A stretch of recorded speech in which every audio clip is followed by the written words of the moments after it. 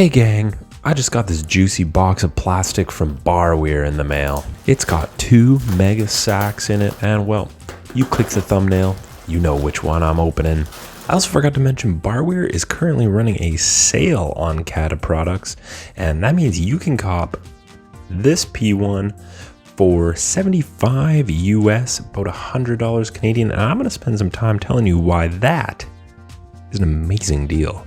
This is Kata's rendition of the McLaren P1, this time designed by Paul van de Balk. Haven't heard of him, and offered today in a scrumptious 1/10 scale. Straight off the hop, I am a bit surprised to see stickers, but I am also super keen to get building this one, so let's crack on. First stage, we'll be building the rear end from the look of it. I need to mention, this 1/10 scale set has well over 3,000 pieces, which is absolutely insane. And we're already seeing just how dense this build is going to be. For example, this suspension area is super tightly packed, and even, get this, includes a worm gear. That's crazy. When we attach the suspension, it becomes clear that our little wormy friend here will be for ride height adjustment. That's cool. Here are the 2 sides connected and a better look at the height adjustment function. First bits of rear bodywork are going on and it looks amazing. Take a peek at how they captured the rear diffuser. That is absolutely incredible. This is looking like it must be the mechanism for the rear wing achieved with these linear actuators. Rear wing is on, and my only complaint to this point is I wish they would have made it orange to match the body. I think some of the P1s did come with black rear wings, probably carbon fiber, but I prefer the body color match. This concludes the first building stage, and everything is extremely dense and solid. And just looking great so far. As an aside, let me tell you just how well built and dense this thing is. So I got to the end of stage 1 and I realized the rear aero was not moving very smoothly. Then I noticed I was missing a tiny little piece on page 20. I disassembled it, put it on, put it back together, and everything looks great and it works perfectly now, but that took me 2 hours to replace that piece. Anyway, on to the next stage where we will be building the engine and gearbox. Here's where we are at about halfway through stage 2. It's a ton of gears and I have no idea what's going on yet. Unfortunately, I received a piece with a mold issue, this little tiny gear.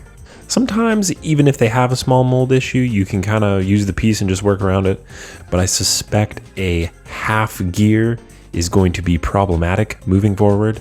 Fortunately, it's a super common piece and I have substituted from my collection, but I will be chatting with Kata to get a replacement for sure. This is an interesting piece. I don't think LEGO has anything like it, and it seems like something that would be pretty useful. If you haven't seen it, this is Kata's gear change mechanism. It is a genius little piece. The armatures travel in these channels, making for smooth sequential gear changes as you rotate the center. It's really good.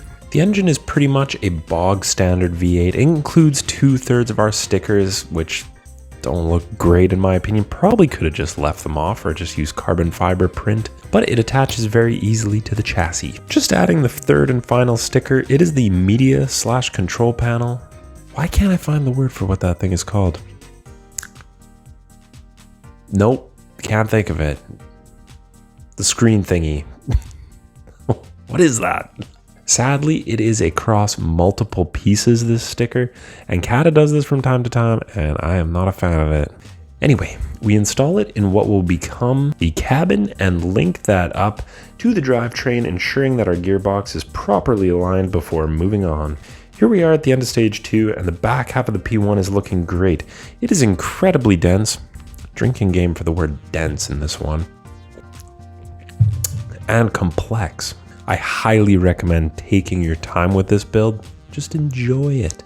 On to stage 3, where we will be working on the front end mechanicals. End of stage 3, it was a pretty short stage to be fair. The steering is aligned, the ride height adjustment is installed, and everything is ready to connect with the rest of the P1. Getting into stage 4, and we begin with a small build which is actually part of the front intake. Clip it on and it's looking amazing.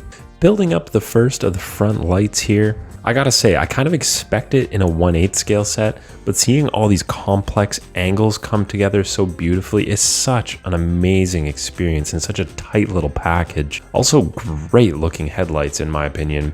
Better than the Lego one, I think. They are a bit fiddly to align though, just take that for what it's worth. Clip on the other side as well, attach the front wheel arch, and after some realignment, is that a word? We are done the first manual, halfway there. Into stage 5 now, and the steering is all connected and works beautifully. The paddle shifters can be operated behind the wheel, but there's also kind of these hand of God paddle shifters, which is interesting, but it doesn't seem to work that well. Actually, JK, I found out it works fine. You just kind of have to give it the beans. It works well. The seats are also done, and I must say, I absolutely love the design of them. Some really great shaping the designer has achieved with these. Now check out this attention to detail. Kata up to this point has provided these half bushings in the standard light bluish gray color. But here they provide one in black. And what is it for, you may be asking? I hear you may be asking. It's for the front windshield wiper. What an awesome little detail on a little part of the car that would so easily be overlooked. Just is perfect. Totally unnecessary, but I love it. Here we are at the end of stage 5, and I gotta say, I am absolutely loving this build so far, but let's continue. Okay, penultimate stage, here we go.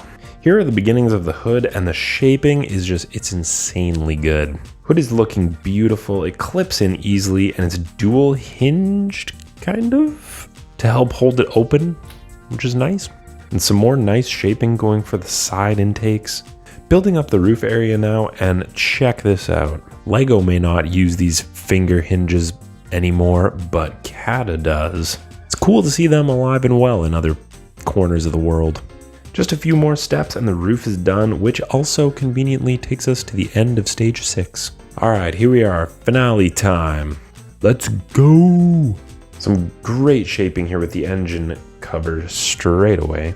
But check this out, these rear quarter panel pieces have this rubber plug right here, which I've only seen in one other set, which weirdly happens to be this dope-ass Ninjago mech right over here. Right there on the hooves of Cole's Titan Dragon mech.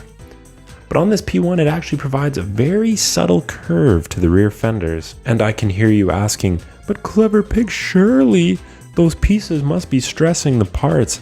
But no, they're actually hinged, so as far as I can tell, I don't think it's stressing them at all. Somebody give this designer a GD Nobel Prize, like my god. Now we come to the shaping on the doors, which is great. No complaints, it's all good. Well, there is one thing. These mirrors seem to be mostly well designed, but they are attached to one of these gray pins. And it's one of the frictionless pins, so they just kind of flop about willy-nilly like. Nevertheless, we attach the bottom and the design overall is very nice. Everything clicks onto the chassis very easily, might I add, and this brings us to the last critical stage. Wheels and tires, of course. And these are heavy hitters, my friend.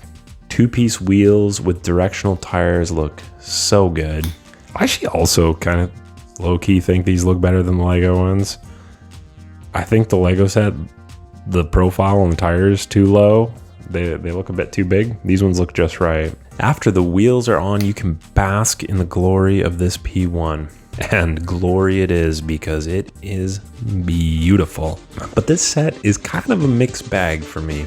Being 1/10 scale with over 3,600 pieces, get your beverages ready once again, because this thing is incredibly dense.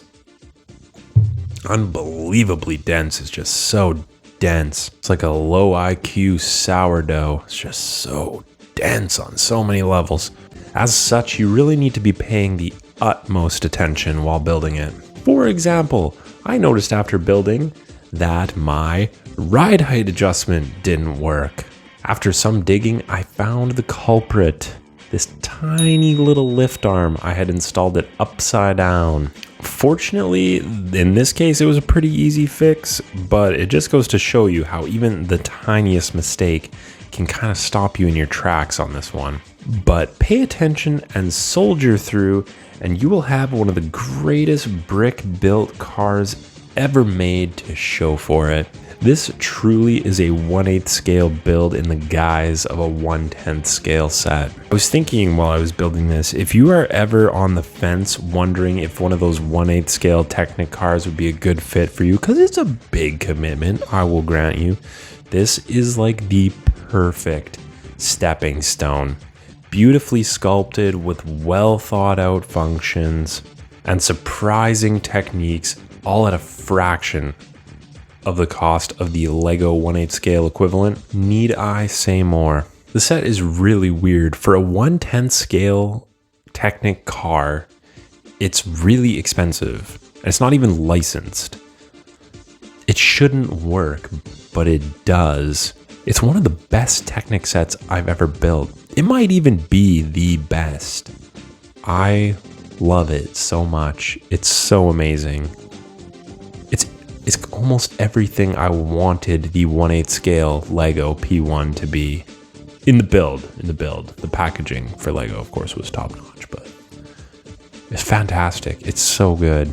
The only gripes I have were the mirrors, of course, which were flopping around, but it's easy to fix. You just put some friction pins in there. I fixed it in 2 seconds with pieces that came in the set. Like I mentioned, the black wing, but that's personal preference. And the fact that the ride height adjustment is connected to the rear arrow, which might be the way the car functions in real life, but I don't like it as much because I would prefer the car to sit low with the wing also down, but that's not an option unless I fiddled with it and I'm too scared to because that thing is so dense, honestly. But that's about it. Other than that, it's absolutely incredible. But I want to know what you think down below. What do you think of this set? If you think it looks bad, you might want to see an optometrist because I think it looks fabulous. But do let me know. I hope you enjoyed this video, got some value out of it. But I am probably just going to sit back and look at this beauty for a while. Just admire it. Looks so good. Anyway, thanks for checking out the video. See you again soon. Bye-bye.